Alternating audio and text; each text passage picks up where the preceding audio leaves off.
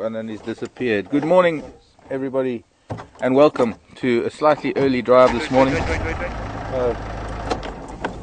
He's there. Hi, everybody. Welcome to Safari TV, and welcome to a very exciting morning here at Djuma Game Reserve, because as we were driving out, we heard some guinea fowl going a little bit mad. Where's he gone now? Yeah. I think it's an Induna that we have here. I noticed some guinea fowl in a tree making a noise, and when guinea fowl are in a tree, the threat is usually from below, because when there's an eagle they'll be under bushes and under thick vegetation. So a little bit of investigation, we eventually found what I think is Induna. And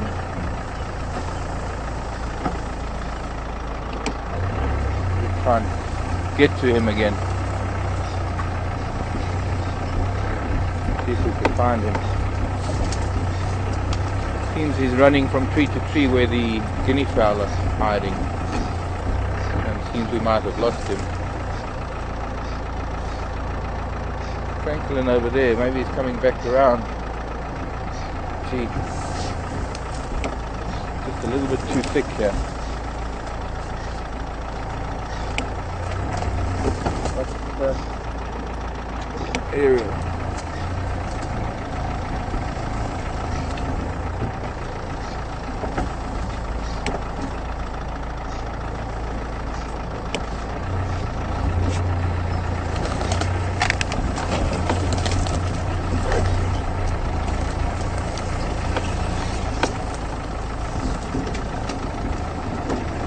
Might have lost it, or he might have gone back to the road.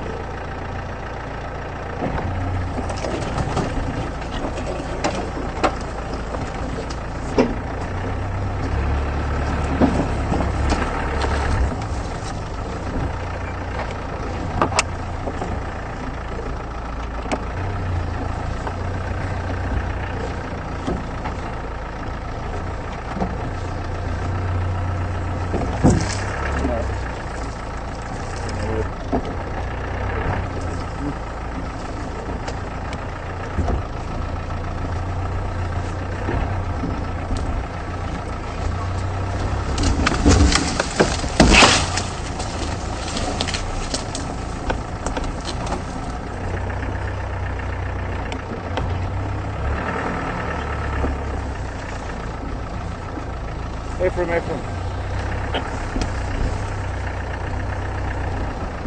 So hot now already. It's not a very cold morning this morning, and I've got so many layers on thinking it was going to be cold, and now it's just a little bit further up. He obviously chased them, and they've spread quite far and wide. So he's somewhere in here chasing more of them. Morning.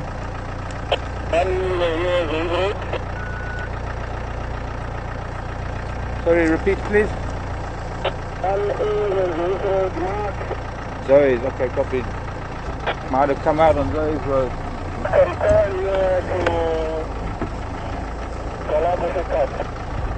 Yeah, I had one on Galega shortcut, so must be the same one.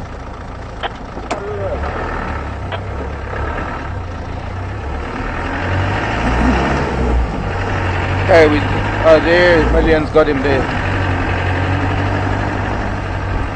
Or maybe it's the other one.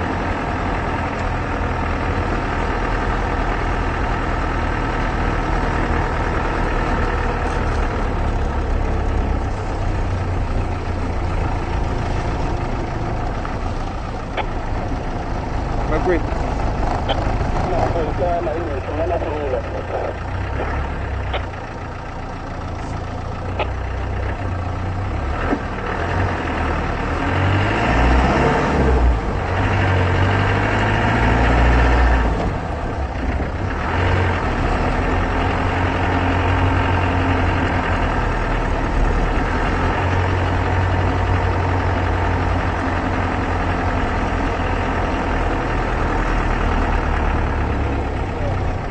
Yeah.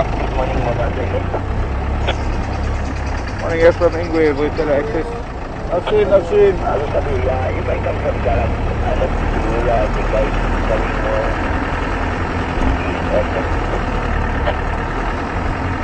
Okay, she's heading west on Weir's access.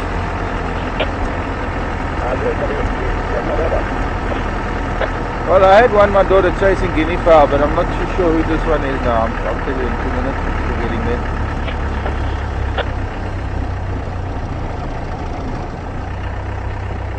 One of the boys, looks like one of the Pimpan, given up on the guinea fowl. This radio is Scoraport.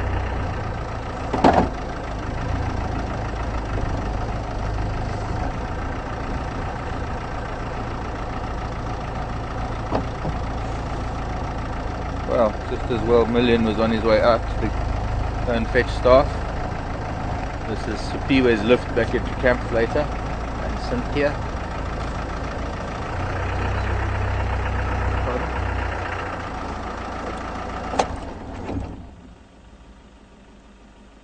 And they want to get out the gate, no doubt. They can't, as long as he's walking in the road.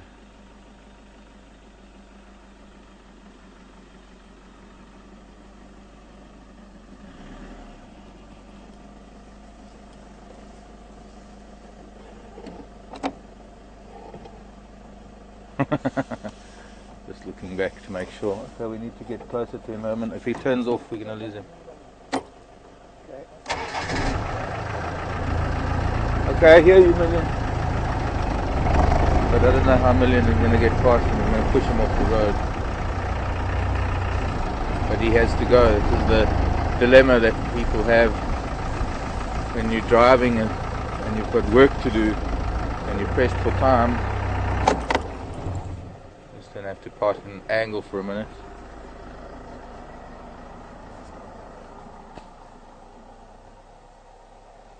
Some staff leaving, going to fetch other staff coming in for the day. And that's what I thought would happen. Go Million, please go past.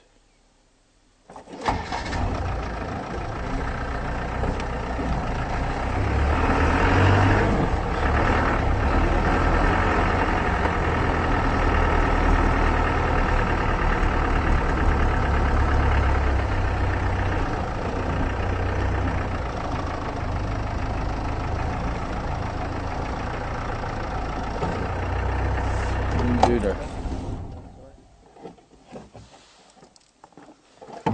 Morning, young man. Haven't seen you for a while. I listed him as missing in action yesterday.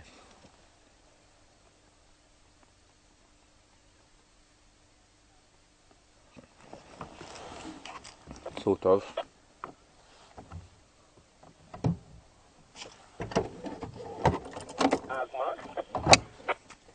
Go ahead, info.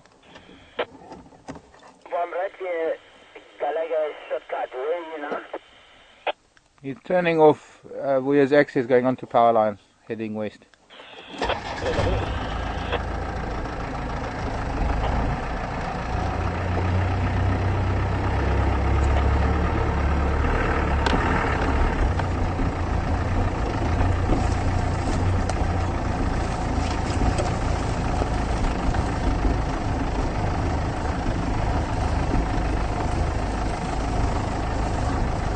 Oh, didn't I do that?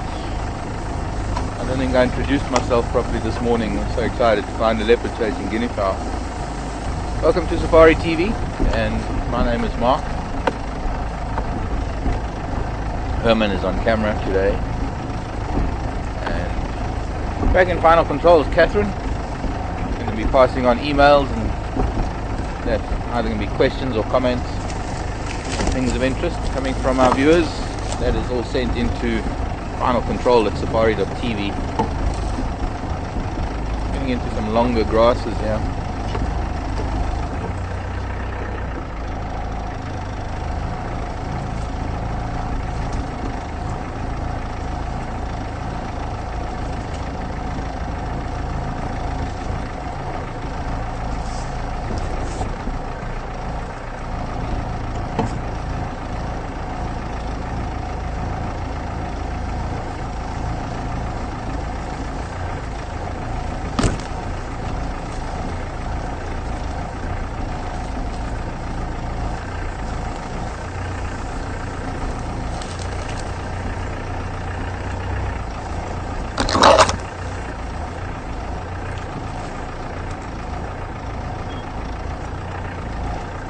Now maybe some roundleaf teak pickets. They're sort of on the prowl. It's a nice time of the day for him to do some hunting. Seems to be interested in something. Afshe. Ahe.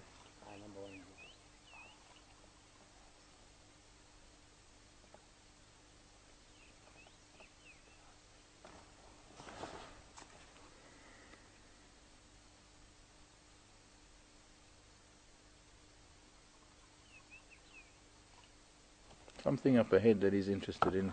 Twitch to the tail, his ears facing forward.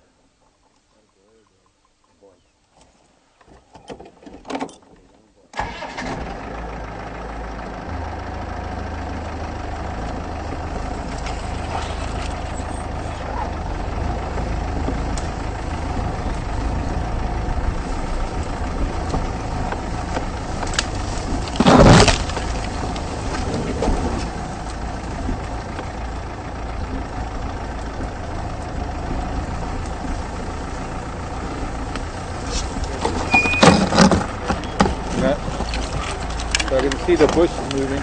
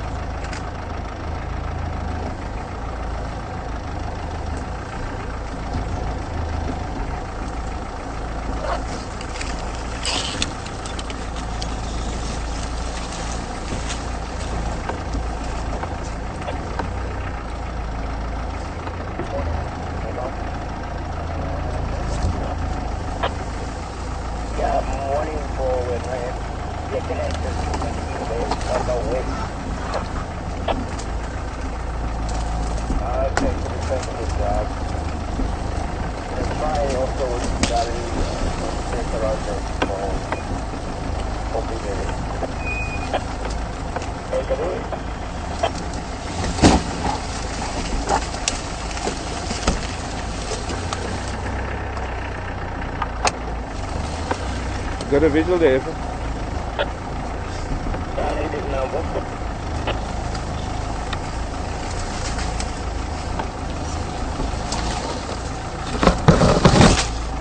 Oh, he's giving us the slip. Last I saw was a branch moving over there.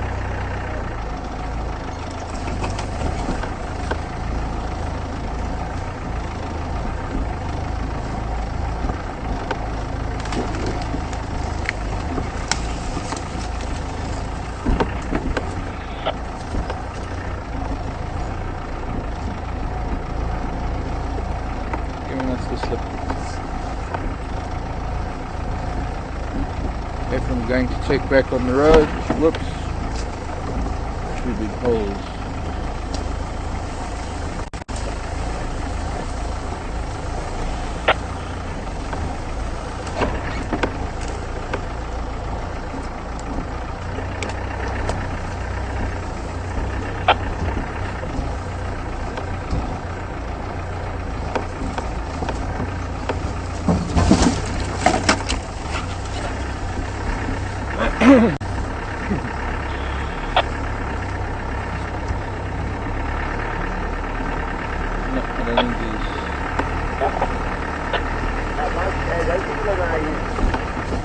Heading to zone 4, though. Looks like he's chasing something. Okay, copy.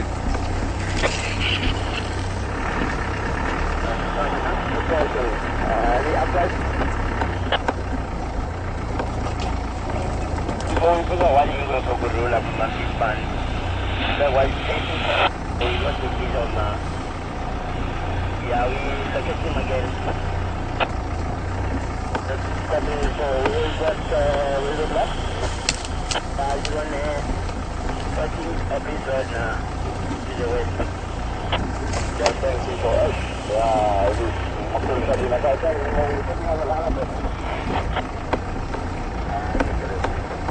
We should have stayed on our course.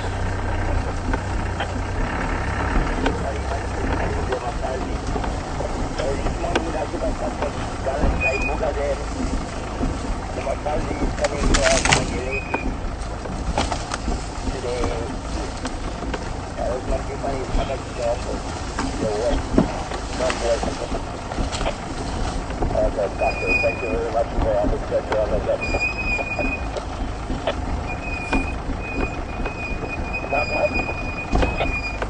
go.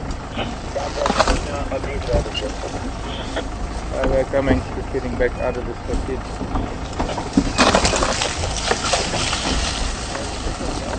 Yeah, he's gone back to the road and he's heading towards Aubrey's Road now.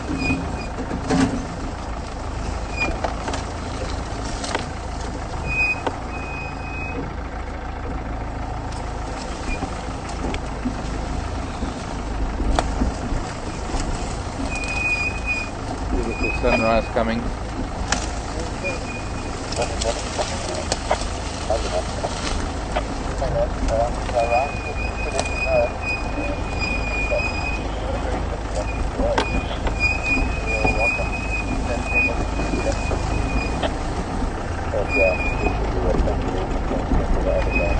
Concrete brakes. The dusty conditions, getting dust between the pads and the discs.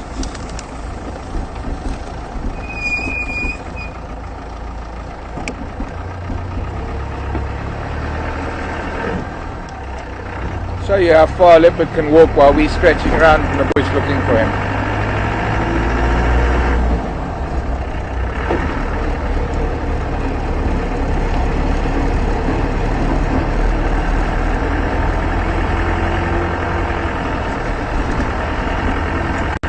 And the thing is that, excuse me, leopard learns how to do this. He learns how to walk in a little bit of a circle to lose a vehicle. Just walked into some thicker bush.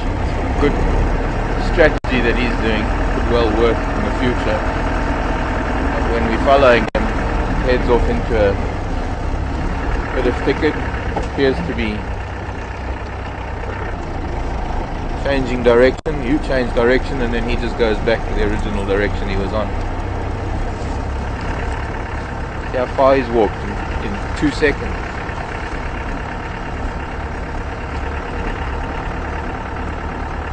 There he is, straight ahead of us on the road.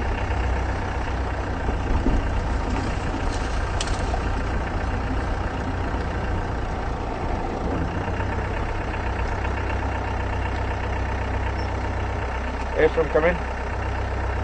Wrong radio, sorry. Ephraim, come in. This is negative. I've got Ingwe on Aubrey's. I think so. This is who we first saw this morning chasing guinea fowl. He can hear others calling. He's not running from us. He's running to. I think maybe Karula's coming this way. Go ahead. Yeah, go Johnny. How are you? I'm heading up Aubrey's Road. I think we've got both boys. Ephraim's with Induna. It looks like I'm with Mishu. Watch this stalking guinea fowl. Franklin's. Oh wow, he jumped and he missed.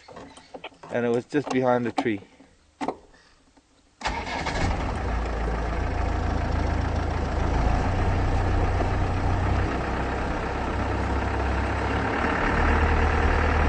Okay, copy that.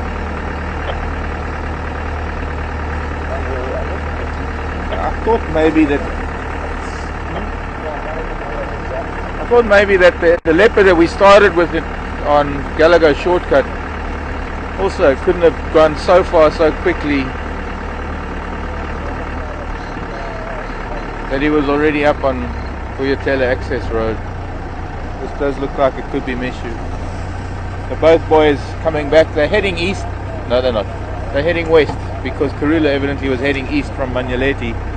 So it's possible that I thought I heard leopard this morning. Be interested in if anybody else heard leopard on the microphone from the dam. But in that sort of half awake state of the alarm just going off, I thought I heard Ingwe. And evidently they've been calling, and she's been coming. Morning, young man. Let's see, who's we got here? Right. Let's get a closer look. Let me get into a straight stretch of road.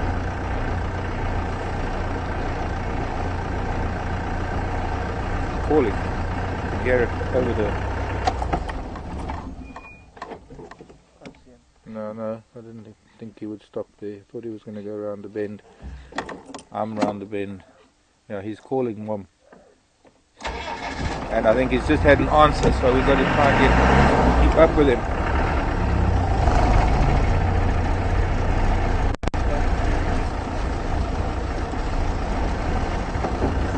Well, going into this thick stuff. Try and get in here with him.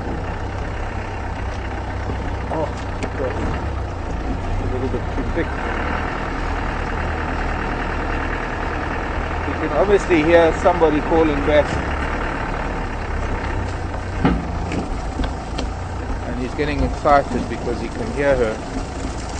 There he goes. He's going towards that big boorbeen.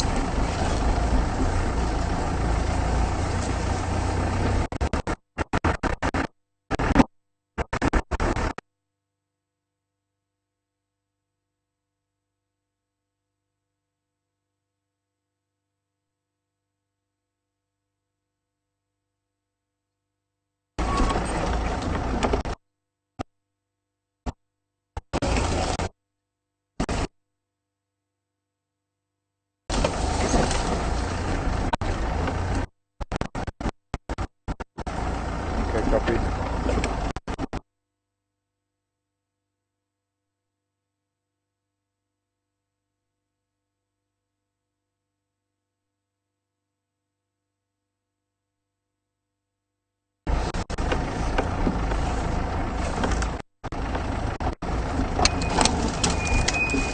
Yeah, just lost sight of this Ingwe. He's heading up towards Sandy Patch North. He can hear another Ingwe colouring, so he's running.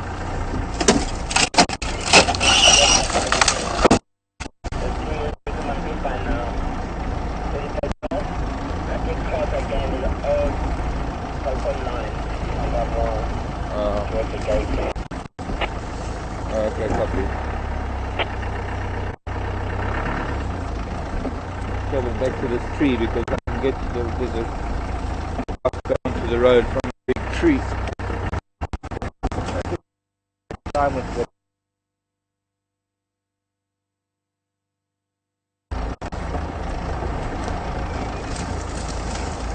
thanks, Kat. We're going to have to leave the area because they're north already heading towards the gate, so it's end of that.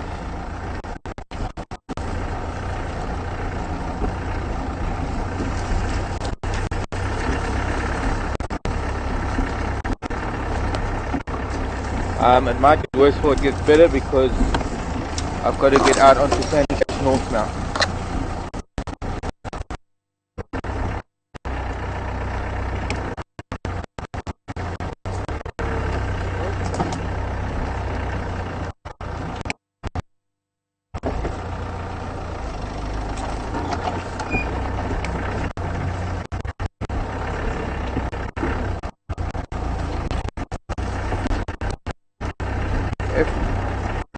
Radio again.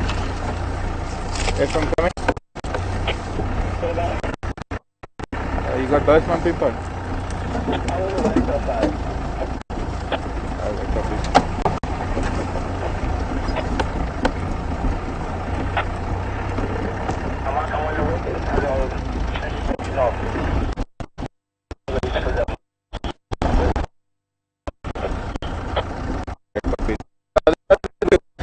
That big boorbeen, and there's an old Ndlele here. There's probably also that old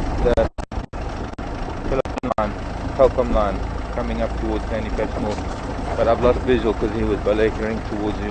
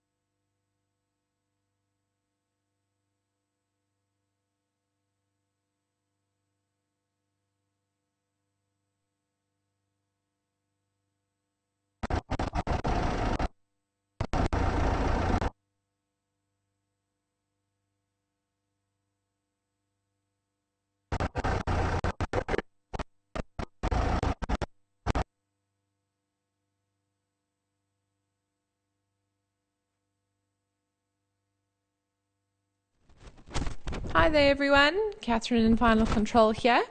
As you can probably see at this point, I've just put the jigger in the corner of the picture because we're having a bit of a sort of a patchy area at the moment. But Marc is trying to keep up with the leopard. He seems to have relocated Induna again. So we're going to try and keep up with him and then see if we can get stationary and see if the picture gets better. So just bear with us at the moment. The black screen in the corner is actually Marc at this point, and hopefully he will come back. But we will check what's at Gowrie for now.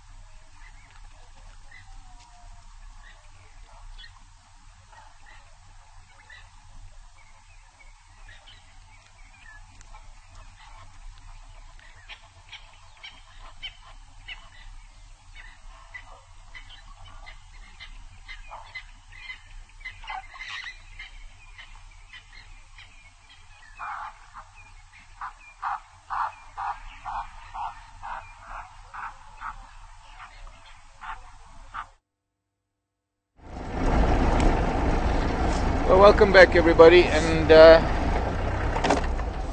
I'm sorry if I was being a little bit selfish there by staying with them when we didn't have signal, but I had to see that little bit through. What was happening was we had both boys that must have been hanging around Boyatela for the last couple of days or so. We haven't seen many tracks elsewhere, so I think there's a good chance that they've been pretty close to camp. The guinea fowl this morning were going mad, and they were sitting in trees, which was a good indication that there was a terrestrial predator. And it turned out to be, first we saw Mishu, I think, I think we saw one, and then we came out onto Boyatela Access Road and saw the other one. And we were following Induna while Mishu was walking through the bush. And then when we lost Induna, we managed to find Mishu again. And he was calling and listening and running, and I then stayed in touch with Ephraim, who was at that little pan where we've had both boys before, and we've had no signal, when they were with a big herd of buffalo a couple of months ago, and we followed him all the way to that pan where the two of them met. Now, it was quite interesting because they saw each other. Now, we managed to get this on camera, so we have got an archive of it on our discs, but we just wasn't able to broadcast it. So maybe we'll add it in the Safari TV diary for today if it turns out to be good footage. It'd be good to do that. But they saw each other, and instead of running towards each other and jumping and doing what they normally do, there was actually a little bit of hesitation. There was a little bit of restraint, if anything. They sort of touched noses and walked past each other and touched sides, and then sort of stood and listened for Karula calling. And maybe she's coming to fetch them. We'll keep track of what's happening to them on the radio with Ephraim. I think the other guys are still trying to get here. They've got to cover the whole of Djuma property, all the way from Bush Lodge and this edge of Djuma, this Western Gowrie section. So the guys are going to take a while. And well, we had to leave because we didn't have signal, and it's getting pretty thick in there.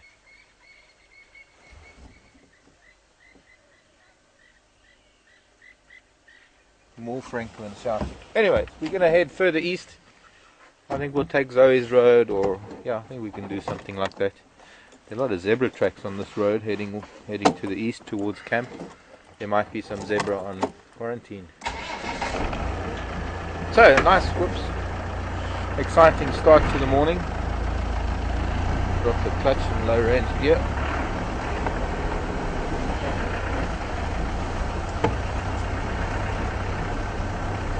Good way to start a day. It's not that I was getting worried or concerned, it was just I was getting withdrawal. I hadn't seen them for a while. So last night on my Facebook page I mentioned that the boys were AWOL. And well, they've reported for duty this morning.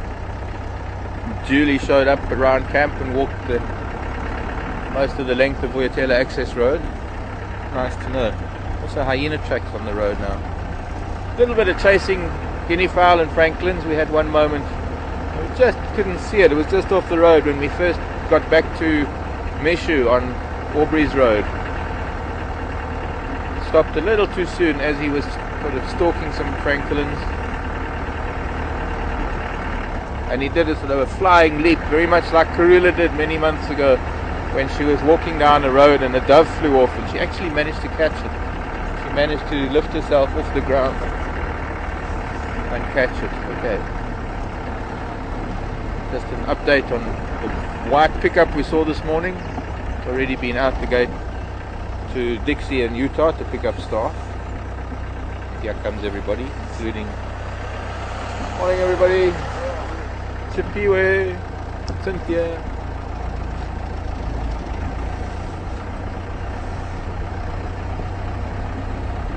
And Tisha.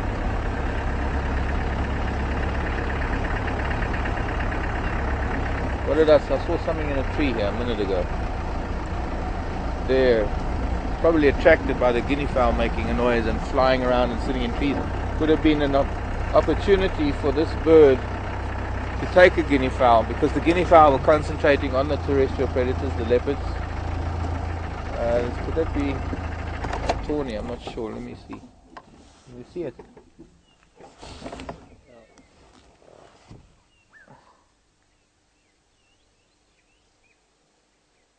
Ah, it's a tawny eagle. Aquila rapax.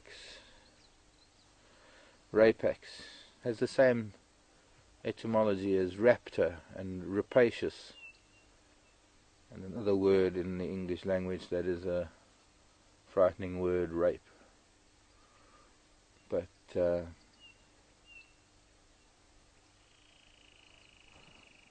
Aquila rapax, R-A-P-A-X.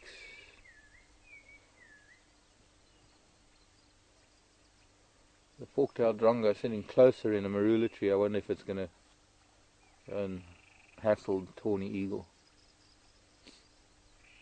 Very closely related to the golden eagle, of course. That's also an aquila. Aquila. Colleen. Aquila.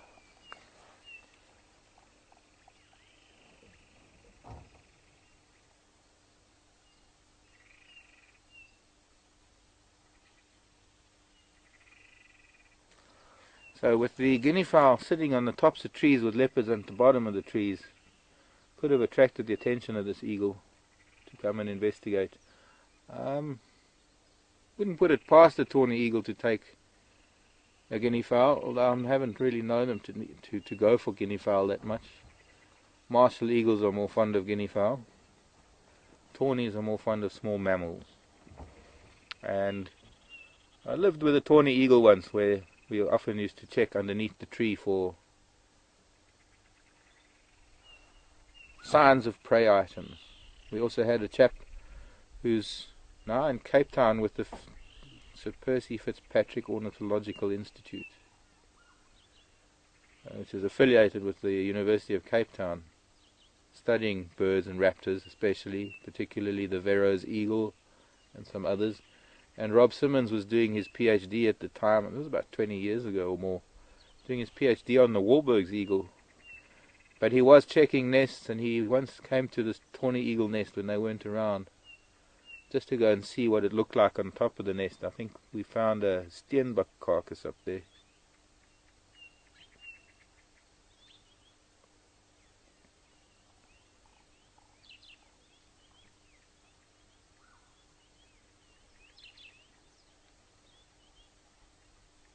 Doesn't look like a very big eagle from here, but distance wise it's probably at least 100 yards away. Top of a tree, sitting in the sunlight. It's beautiful light this morning, clear skies, just a little bit of a gust, not even, just a breeze, just a very light breeze, enough to just move the leaves on the trees, but very pleasant temperature. Got to be at least about 15 degrees or more. We had a very pleasant night last night. No jackets, no scarves.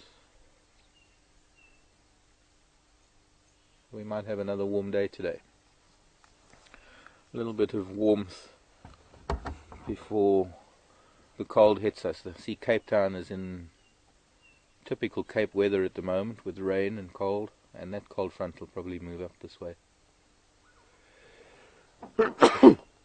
Excuse me.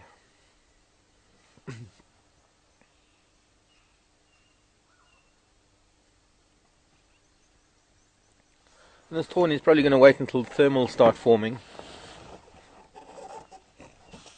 Warm air currents that will help lift it into the air effortlessly. Okay, onward ho.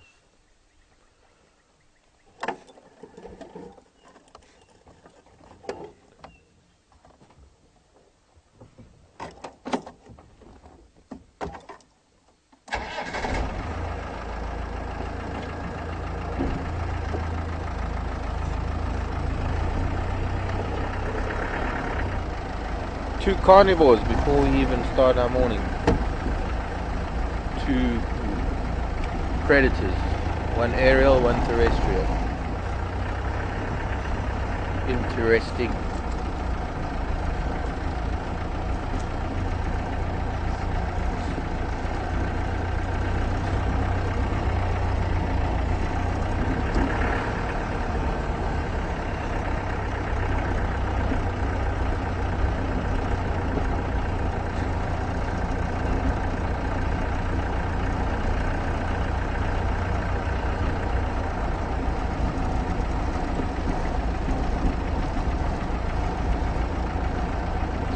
Trina wanting to know a little bit of my history.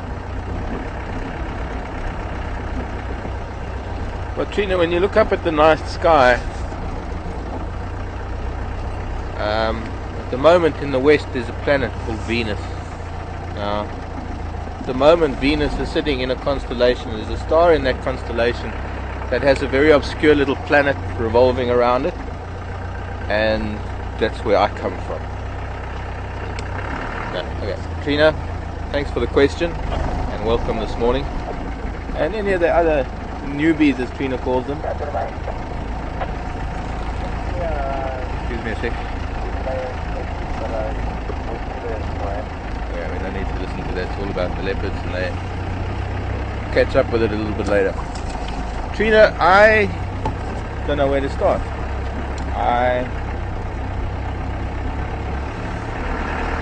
My background is, where do I really start? I kind of grew up with nature. I have 3 siblings, and we've all been involved in animals and nature for most of our lives. And somewhere when I was still in my early 20s, I gave up trying to please everybody in the city because I just wanted to be in the bush. I had a lot of experience in the bush because our second home growing up was in a little round bungalow in the Party Game Reserve, where we used to spend our holidays and our long weekends, and that's where we learnt about the bush and where we pursued our passions, myself, my brother and my sisters.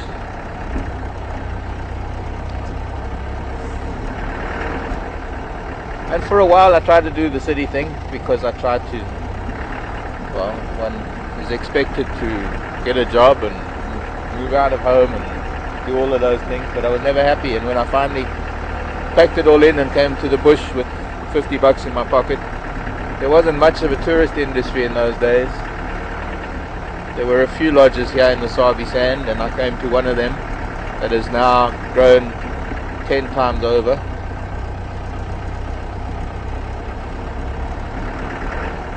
And started guiding. Got involved in guide training in the early days when... Sorry, just looking at a bird in the road. Run off now. Scuffle. For what it was.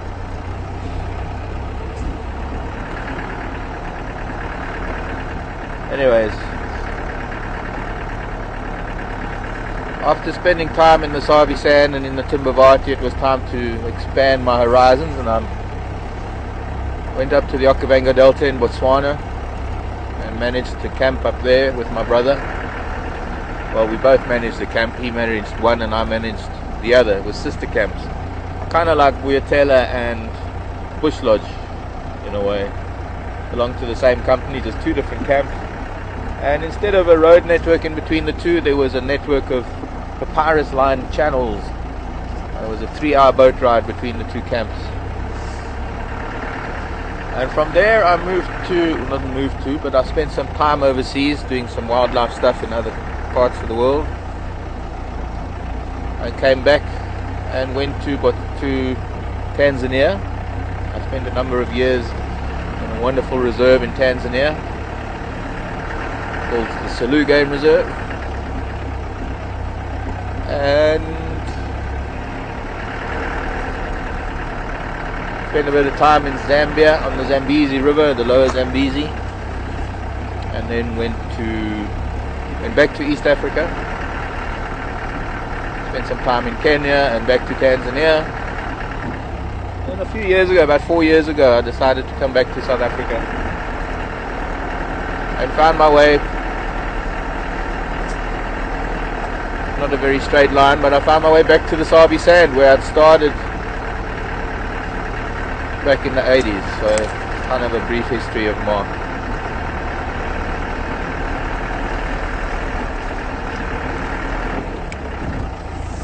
The short version. With certain other elements omitted, but yeah, that's the short of it. Katrina, I hope that helps. Got back to this Harvey Sand. Well, I got back to the Timbavati at the end of 2008, October 2008. I decided to come back home and look for a job from here. And it was then that I met Emily and Graham and came to Wild Earth. Came to do a tryout in the December of 2008 and finally started here in the February of 2009.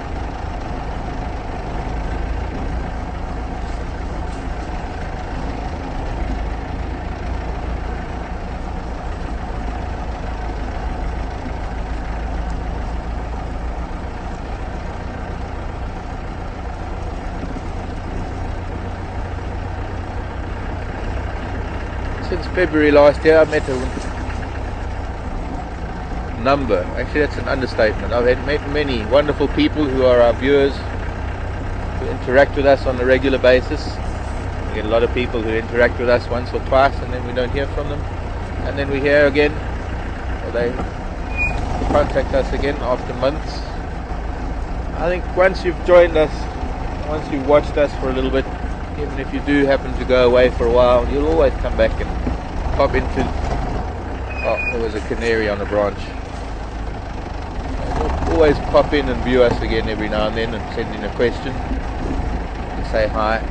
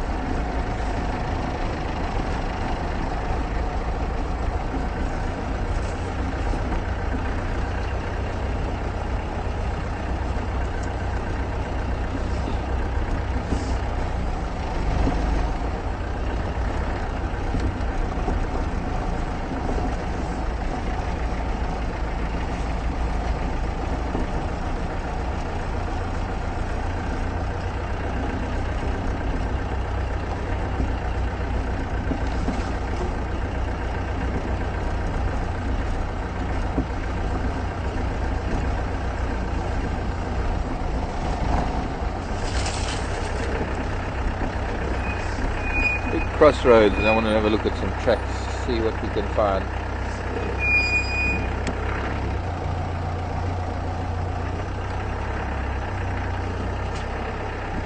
Apart from lots of buffalo tracks everywhere. I think every road we have now has got a lot of buffalo dung and buffalo tracks. Nothing fresh here.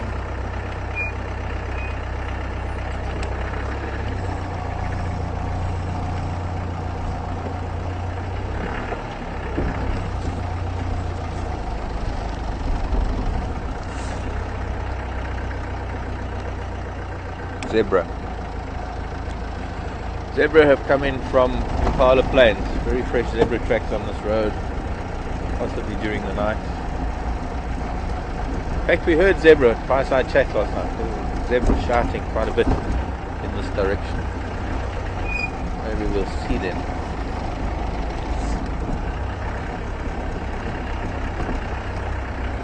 Oh, rhino tracks going the other way.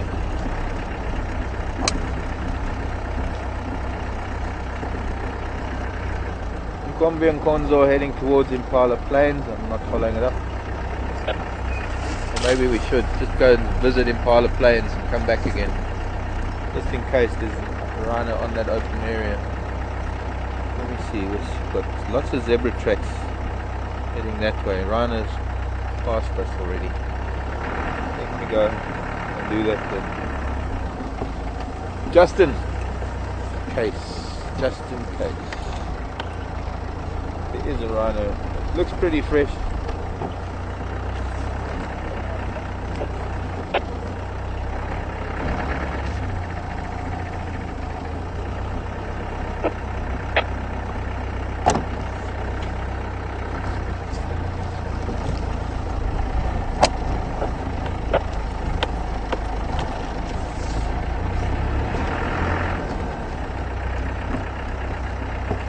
See the rhino tracks coming back this way, but the zebra on top of it.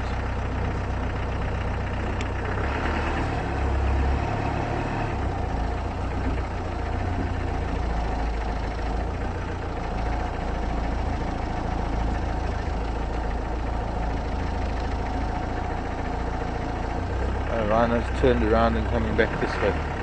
Doug! I wonder if this is Doug in California. Doug Carroll. 2 even-toed ungulates on the same road. No, they're not even, I mean odd-toed ungulates. One is an odd number, not an even number. Shows what happens to my mouth when my brain's thinking about something else. Something wrong comes out of my mouth. So let me concentrate. The 1-toed zebra and the 3-toed rhino both walking on this road. Rhino probably we might pick up maybe on Philemon's cut line. Doug, what is the heaviest animal an eagle can lift? Well, let me try and think about that now. Vero's eagle. I've known Vero's eagle to take adult female baboon off of a cliff. How much does an adult female baboon weigh? Let me put that out to the public. Somebody can do a wiki search on Chakma baboon. Let me know what to come up with in terms of average weight of an adult female. I'm going to guess it as maybe 20 kilos. No, not even.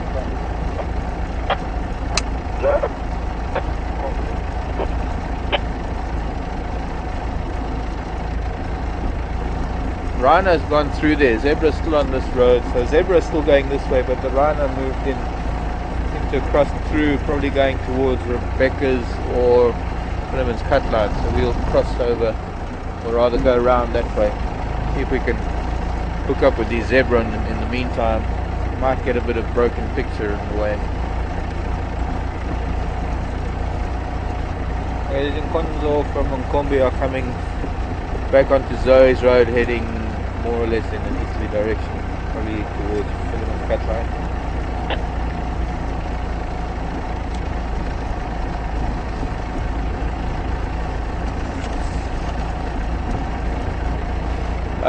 Tawny eagle. As I mentioned, we found steenbok in a tawny eagle's nest. The thing is that an eagle, like a tawny or a martial eagle, that is, I've seen photos of martials killing large prey. There's history of martial eagles taking baby impala here, but a baby impala doesn't weigh very much, and it's all legs and it's all skinny legs and tiny head. When you look at the crowned eagle that lives in the thicker forests of KwaZulu-Natal, they can lift a small bushbuck or an adult vervet monkey and fly vertical with it. They've got such broad wings, and the largest talons of any eagle are the crowned eagle.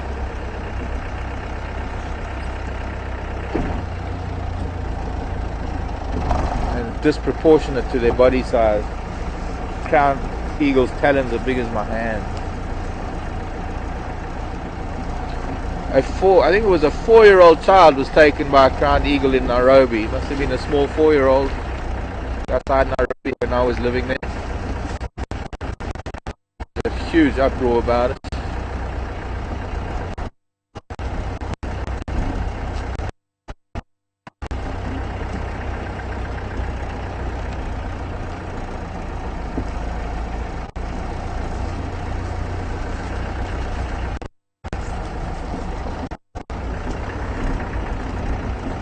Hippo tracks. Go ahead.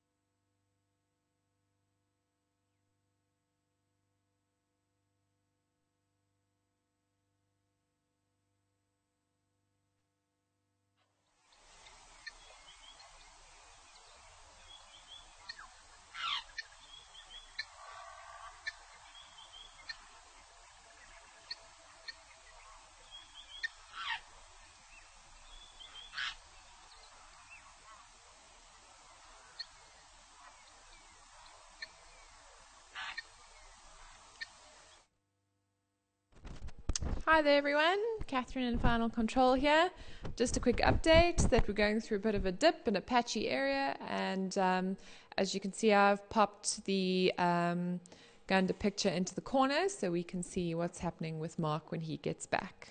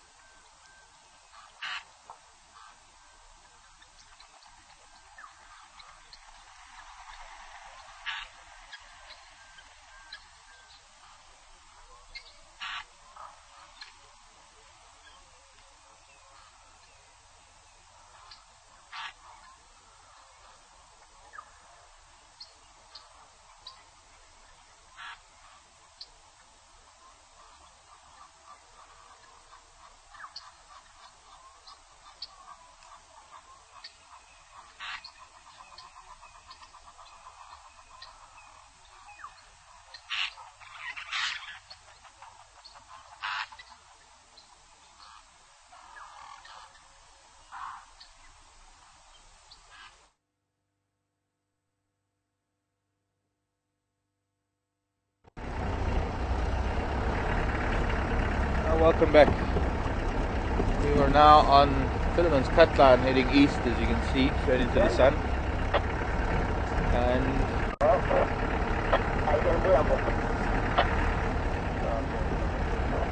the boys haven't found Karula yet, or they haven't hooked up with her yet. We had no signs of those zebra. There's still a few more tracks on this road. The zebra have been walking around quite a bit during the night. Oh, here's our little boy Steenbuck that we've been seeing from time to time. Sorry young man, didn't see you there.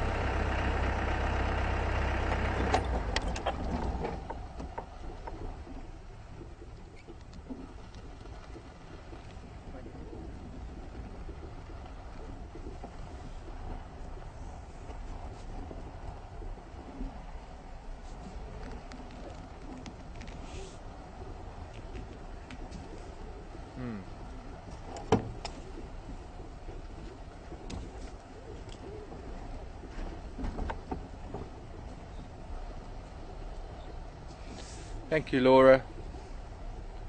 Thought my estimate of 20 kilos was a bit much. But Laura saying female baboons around 15 kilograms. For a Vero's eagle, that's, well, let's say maybe it was about 10 kilos. Even 10 kilos is big for an eagle. So, crowned eagle I was talking about, it's Doug. Biggest eagle, the harpy eagle. Now the harpy takes things like sloths and spider monkeys and gosh, all sorts of things out of the forest canopy. And there was another primate hunting eagle in Philippines. I don't know if there are any left. I'm not sure if it's extinct yet or if there are still any of those eagles. I think there are. I think there's a program to protect them now. But there was a very large eagle that is somewhat related to the harpy, but it's in a class of its own. It has become a primate specialist on the islands around Philippines. The Philippine eagle. I can't remember what it is called.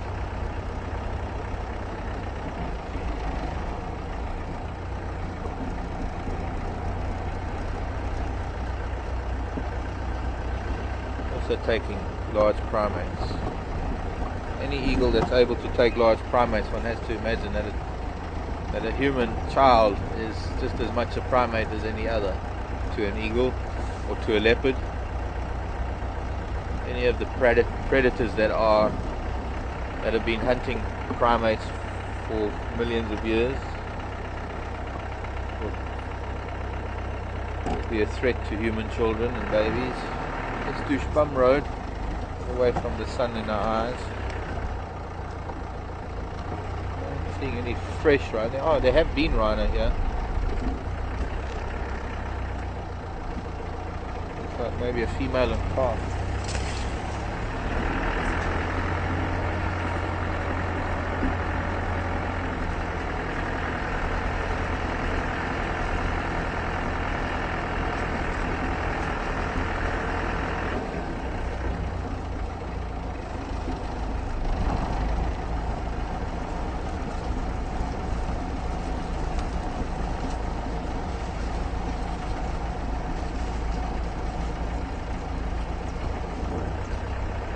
Family of squirrels, but they've run away already. All sitting on a branch in the sun. Sadly, they're all freaked out a bit, seeing this big vehicle coming and disturbing their morning sunbathing.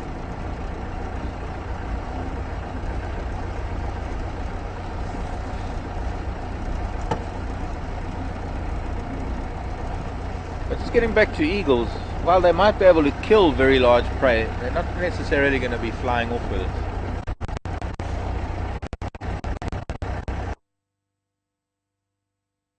I remember seeing footage of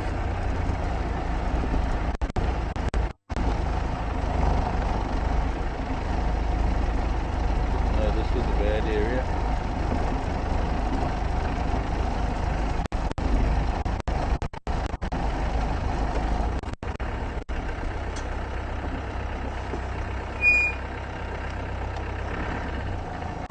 Copy, thanks.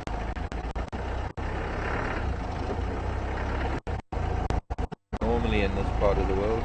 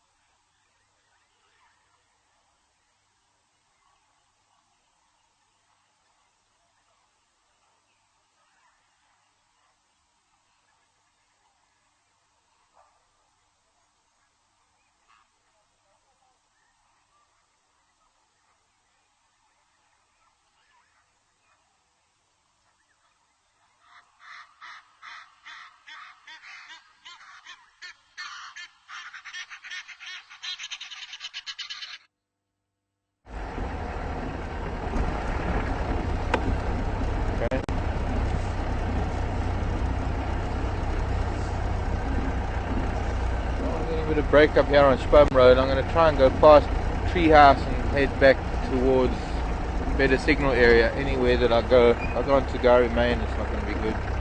But let's hope it's good for now. I was about to say that I've seen footage of golden eagles in, could be the Alps, taking the likes of mountain goats. What would they call?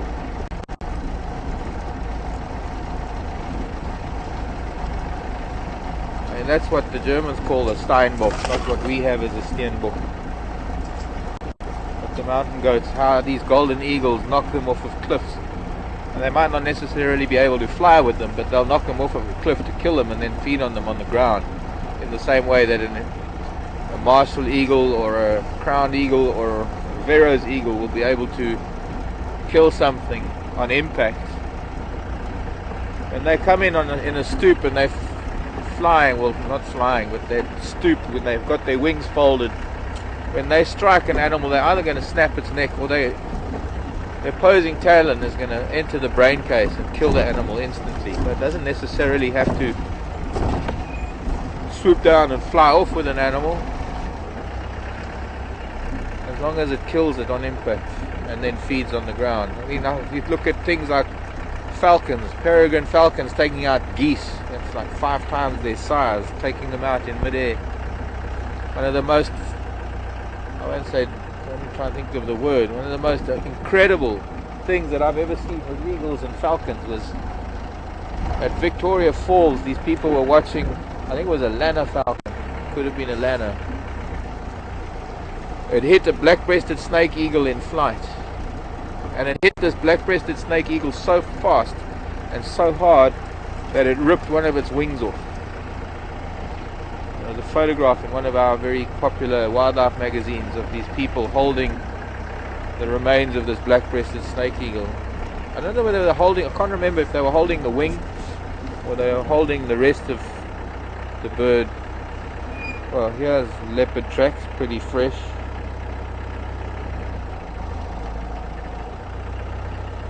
But not from last night. Funny enough, a lot of elephant tracks. So there have been elephant here yesterday and nobody knew about it.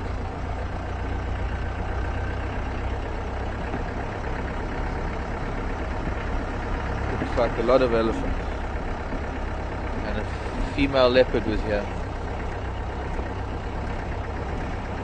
Let me just find out something on the radio. Any station see all that in Konzo at Treehouse Dam yesterday?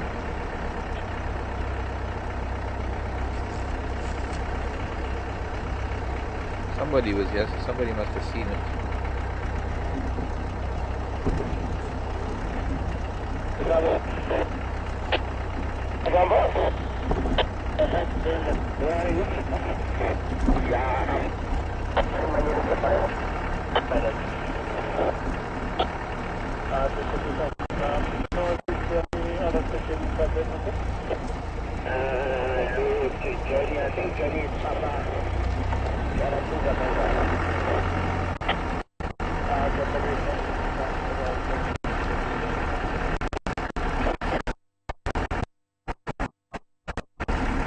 Fresh Mafazi Ingwe Mkonzo Lele Tato Treehouse Dam heading west.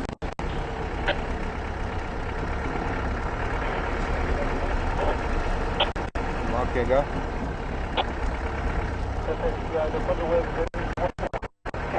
yeah, I found it heading up towards Spum Road, but I can't follow it.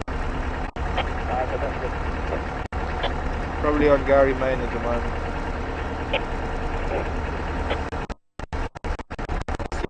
Cambia in Glovia Trias.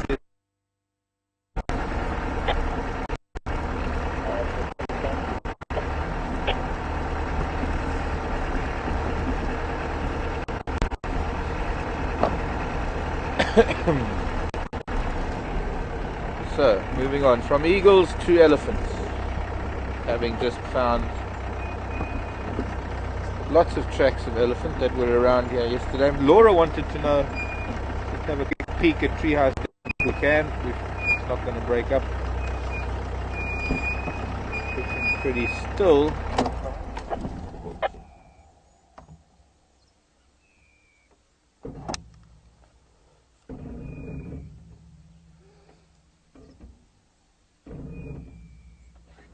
Hippo's not here. From Time Compound.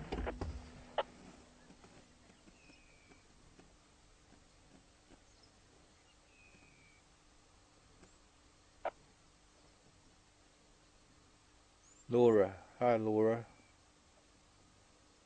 Wanting to know what age did I recognize my passion for elephants.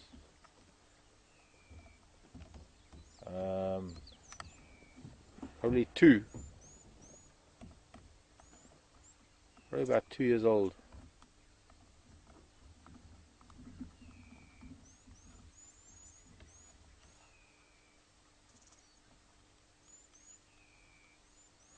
But it only really gained momentum once I started living and working in the bush.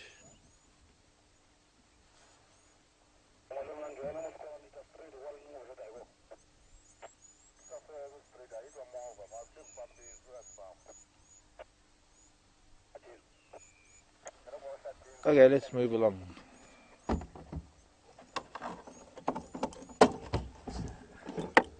Lovely morning here at Treehouse Dam.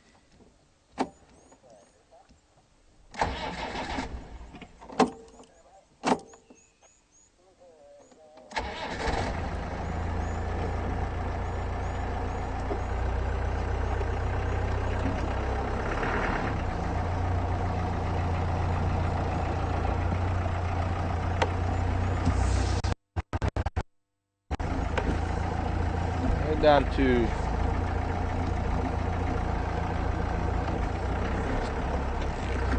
I don't know where. We'll see when we get to his nest. See what we do from there.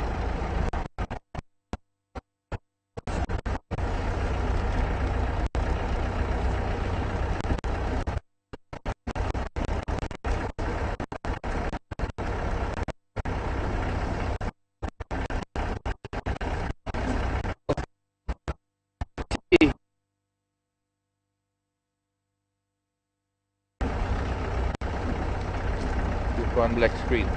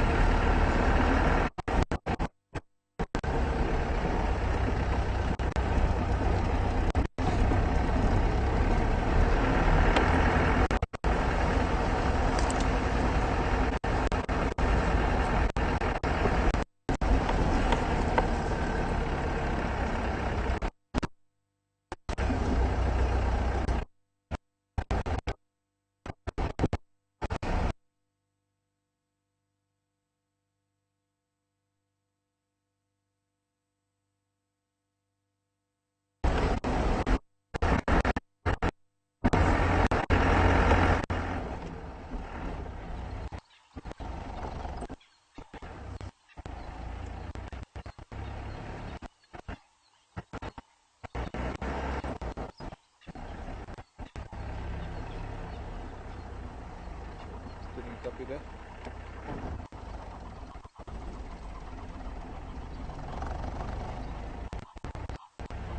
Okay, thanks.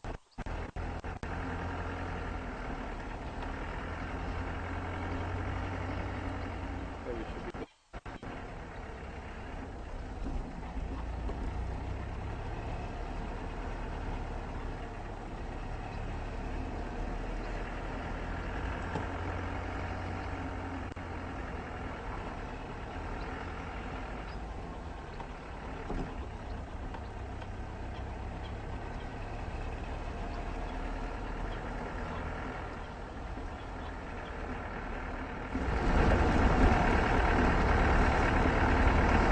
Welcome back, and welcome to any of you who have maybe joined us late this morning. Unfortunately, you would have missed out on our leopards earlier. Early bird catches the leopard. And we're coming to you live from Djuma Game Reserve. That's why we have these signal breakups every now and then. Because this is live, and every now and then we have little signal shadows. Some of them are predictable, some of them not. Beauty of live television. My name is Marc, with Herman on camera this morning, Cat in final control. Please send in some questions, comments, or if you have any interesting tidbits to tell me on wildlife, anything you want to know. Final control at safari.tv is our email address. Those will be forwarded to me through the radio. answer them pretty much immediately.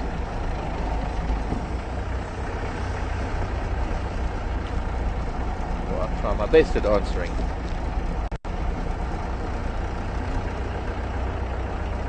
Chelapan Road, going down towards Chelapan. I think we're going to do something that I was going to do last night, but we got sidetracked by elephants. Of course, wonderful thing getting sidetracked by elephants. But I want to go up onto Battle Road and see if maybe there might be a hyena or two lying up in the sun in the early morning. Not that cold yet, or not that cold today. The tracks on this road. Could be they've got ants are pushing sand up. That's interesting. Ants are sensing weather changes.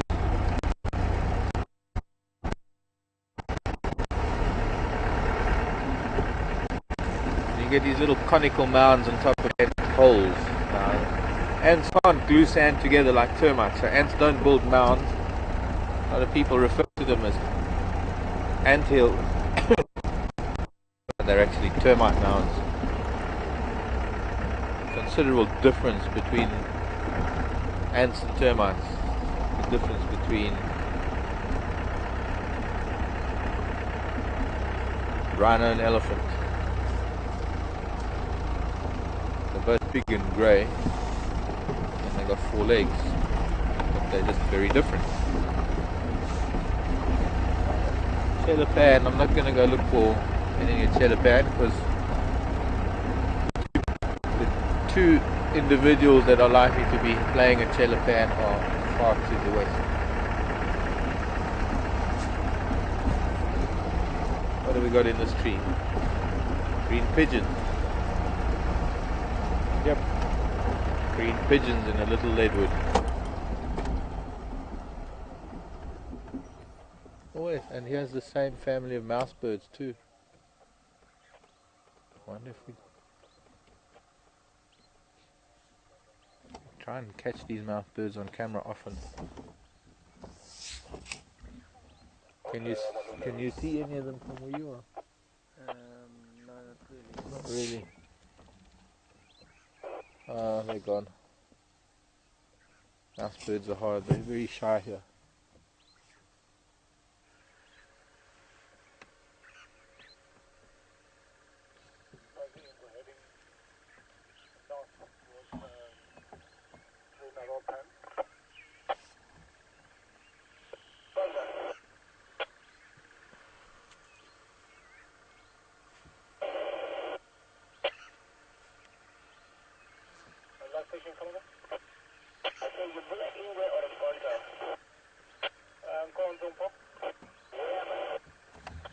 Okay, let's move along.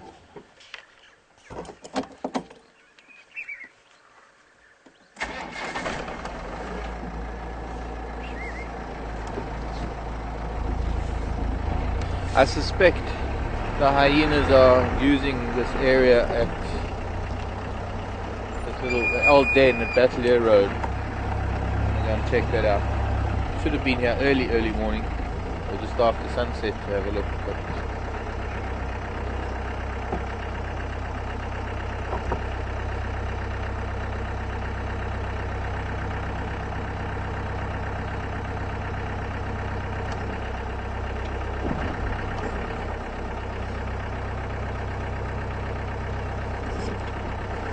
looking at dark shapes in a tree.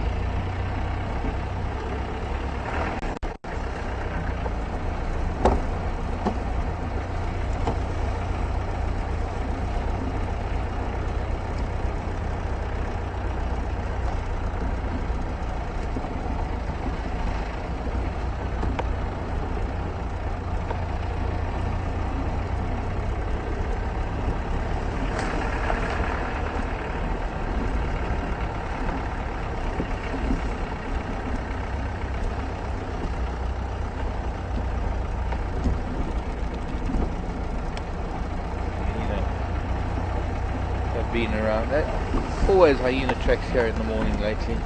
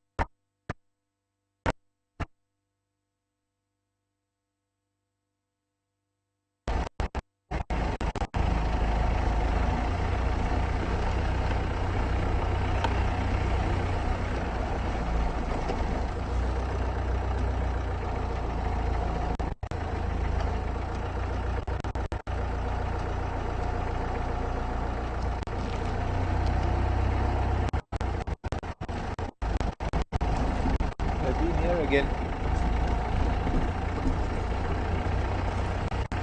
Where was the den? In here. So further up. Here. Trying to remember now.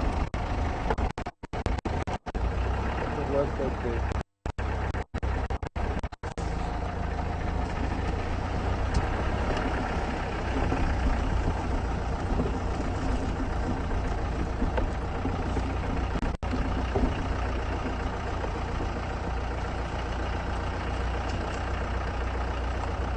That mound there.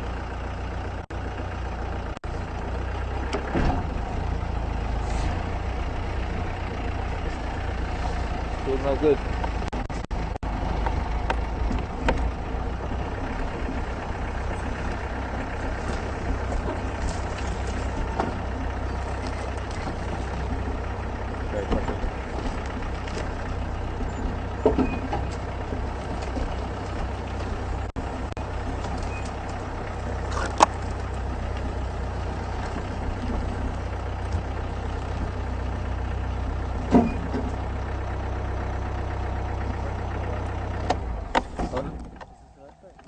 I don't know, I don't think so. It's not looking familiar. It's still so green down here. Herman and I are just discussing this old hyena den. I mean, it's been at least a year since they used this. But they're definitely here now, because every day that I come past here, the road is it's just churned up with their tracks and where they've been lying and sleeping in the road. And every day it's on top of my tracks that I've been here. So they are sleeping here on the road and spending time. So I'm just trying to remember, you know, it was a lot drier last year this time of the year. I'm sure it's about this time of the year. Maybe somebody can help me when we had the hyena den here on Tulare Road.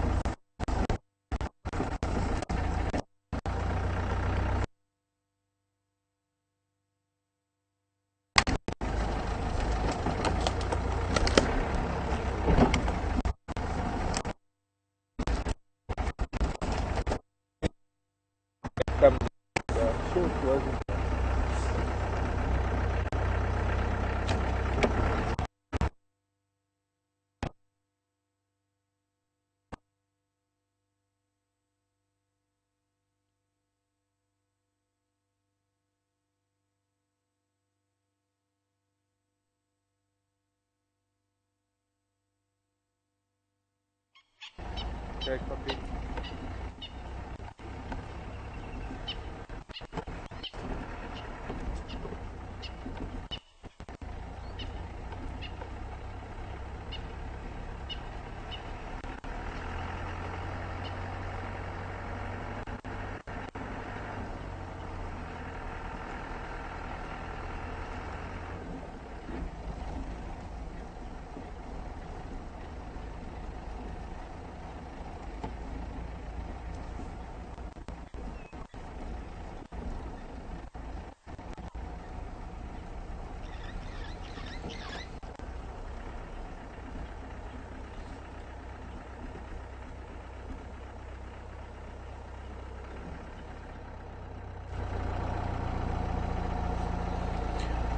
Welcome back. I'm trying to read a myriad of tracks on the road with all these hyena tracks. I'm trying to see if I can find anything that will give me an indication that they're little ones. And I'm looking at what could be very little toes amongst all these adult tracks. Definitely gonna have to come back here after sunset. Maybe have sunset up on Drakensberg Drive and then get back here just as we're heading home at around 5:15, 5:45.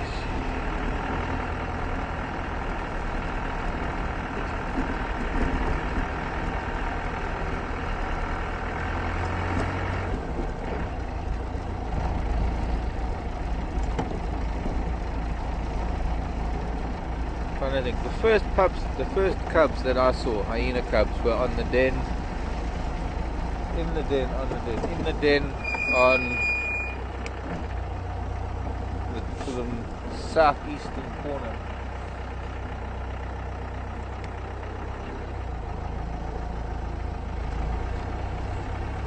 of the property. See the cut line, Gary Main, that den up there where we had the sticks pried when they were intimidating that warthog in the burrow.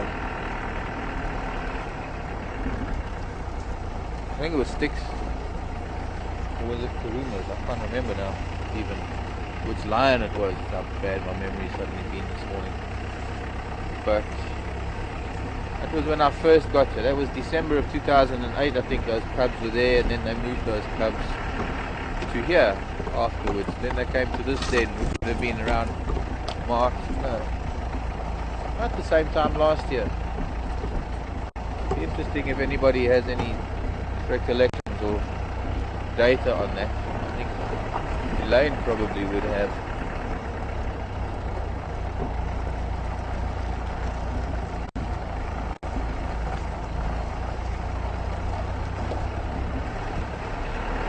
And then for the next litter they went up to Zoe's Road.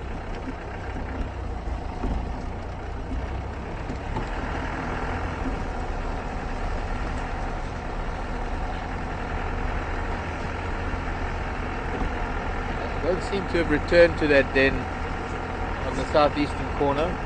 See the cut line den?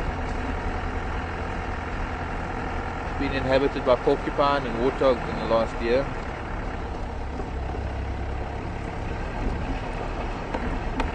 I wonder if that warthog even came back to the den. He used that burrow after the lion chased him off. But he was a very big warthog. Not just a big boy, he was a very big warthog. Took those lion completely by surprise. Had that been a leopard that I've known in the past, or a couple of leopard I've known in the past, it would have been an ex-warthog.